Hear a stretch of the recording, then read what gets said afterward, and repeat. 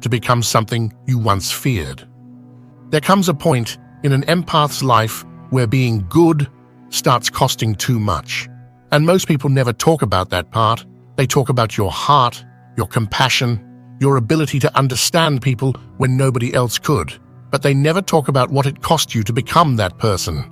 How many times you stayed quiet to keep peace? How many times you carried energy that was never yours? How many times you walked into a room feeling fine and walked out feeling heavy for reasons you couldn't explain?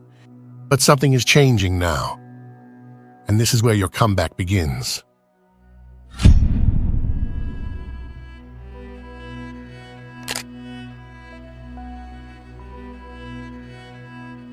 Most empaths don't rise when life gets easier. They rise when something finally breaks inside them, not their spirit, their loyalty.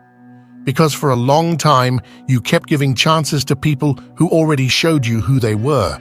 You kept explaining, forgiving, understanding, waiting, believing that if you loved harder, people would eventually become who they pretended to be. But then something happened. Maybe it was realizing you were always remembered when someone needed healing, but somehow forgotten when you needed the same. And that pain, it didn't destroy you. It destroyed the illusion.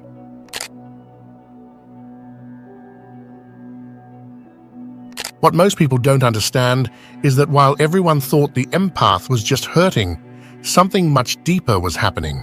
You weren't just going through pain. You were studying human nature in real time. Every betrayal, every half-truth, every guilt trip, and every moment where someone's words didn't match their intentions was teaching you something most people never learn. Because when you feel deeply, you start noticing patterns other people miss. You begin seeing the difference between someone who genuinely needs love and someone who simply needs access to your energy. You start realizing that people can say all the right things while consistently showing you something completely different through their actions.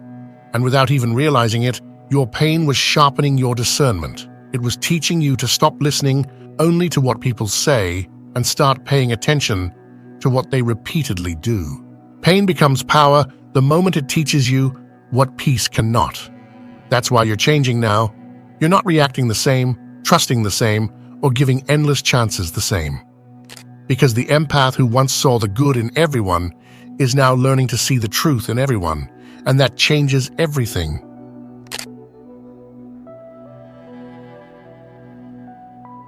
There's something most spiritual conversations avoid talking about.